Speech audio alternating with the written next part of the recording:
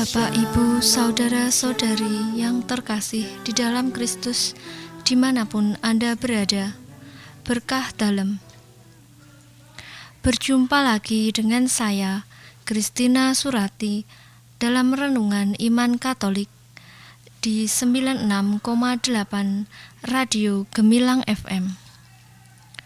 Semoga kita semua selalu dalam keadaan sehat. Hari ini kita bersama-sama akan merenungkan Injil Yohanes bab 14 ayat 23 sampai dengan 29. Marilah kita mengawali renungan kita dengan membuat tanda kemenangan Kristus.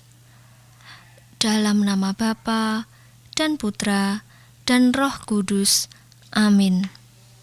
Pembacaan dari Injil Yohanes bab 14 ayat 23 sampai dengan 29. Dalam amanat perpisahannya, Yesus berkata kepada murid-muridnya, "Jika seorang mengasihi Aku, ia akan menuruti firman-Ku. Bapa-Ku akan mengasihi dia, dan kami akan datang kepadanya dan diam bersama-sama dengan dia. Barang siapa tidak mengasihi Aku, ia tidak menuruti firman-Ku. Dan firman yang kamu dengar itu bukanlah daripada-Ku, melainkan dari Bapa yang mengutus Aku. Semuanya itu Kukatakan kepadamu, selagi Aku berada bersama-sama dengan kamu. Tetapi penghibur, yaitu Roh Kudus, yang akan diutus oleh Bapa dalam namaku, Dialah yang akan mengajarkan segala sesuatu kepadamu dan akan mengingatkan kamu akan semua yang telah Kukatakan kepadamu. Damai sejahtera Kutinggalkan bagimu. Damai sejahtera Kuberikan kepadamu. Dan apa yang Kuberikan tidak seperti yang diberikan oleh dunia kepadamu. Janganlah gelisah dan gentar hatimu. Kamu telah mendengar bahwa Aku telah berkata kepadamu, Aku pergi, tetapi Aku datang kembali kepadamu. Sekiranya kamu mengasihi Aku, kamu tentu akan bersukacita karena Aku pergi kepada Bapa-Ku. Sebab Bapa lebih besar daripada Aku. Sekarang juga Aku mengatakannya kepadamu sebelum hal itu terjadi, supaya apabila hal itu terjadi, kamu percaya." Demikianlah Injil Tuhan. Bapak, Ibu, saudara-saudari yang terkasih, suatu periode dalam dinamika kehidupan bermasyarakat di Indonesia sempat diramaikan oleh fenomena kabar bohong atau hoaks. Kecepatan arus informasi turut mendukung tersebarnya kabar-kabar yang tidak memiliki dasar kebenaran dan menyasar terjadinya situasi gelisah dalam kehidupan masyarakat luas. Mereka yang tidak waspada akan mudah termakan kabar bohong itu.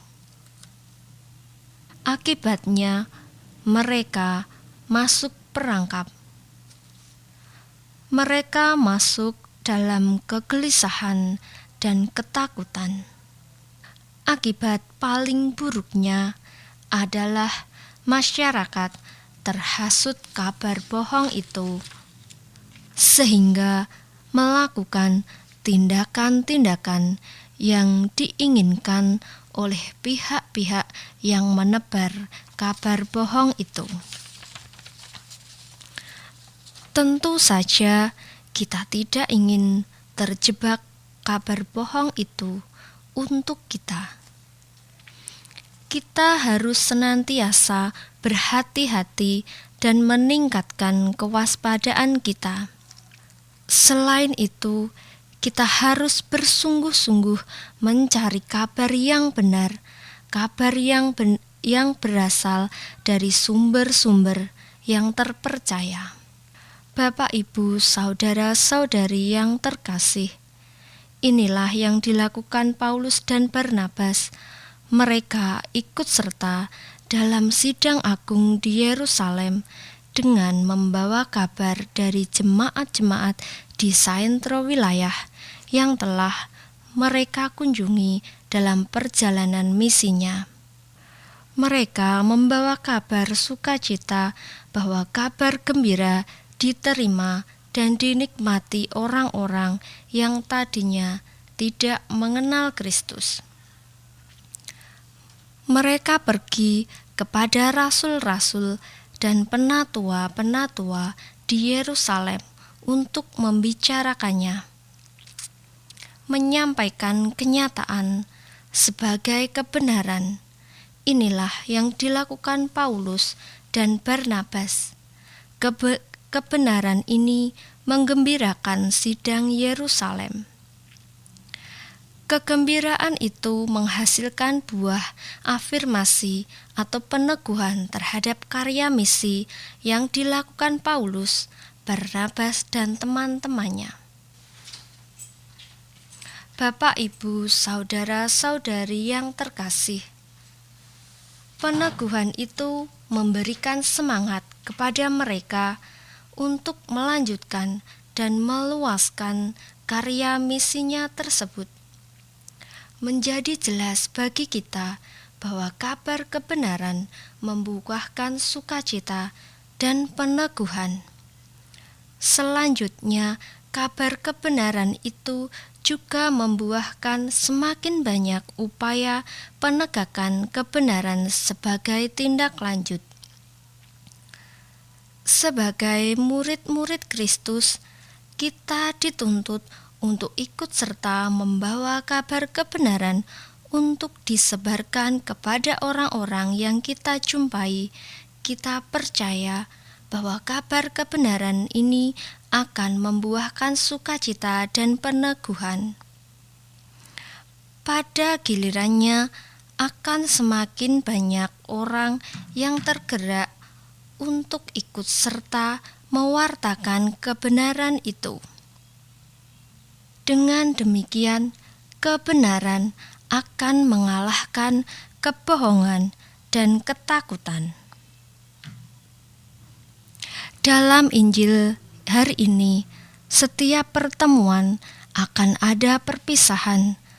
Ketika lahir ke dunia, kita dipertemukan dengan orang-orang terdekat yang mengasuh dan memelihara kita hingga dewasa. Semasa pertumbuhan kita, entar itu suatu pertumbuhan yang penuh kasih dengan luka batin. Kita imani bahwa Tuhan turut bekerja dalam semuanya itu untuk mendatangkan kebaikan. Pasti ada yang datang dan pergi dalam hidup kita.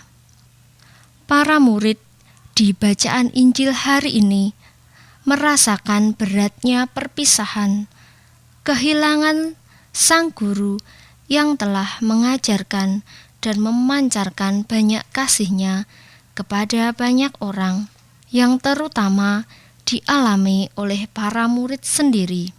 Yesus sebagai guru yang penuh kasih meminta agar semua yang ditinggalkan untuk bersuka cita, karena Ia pergi kepada Bapa yang mengasihinya.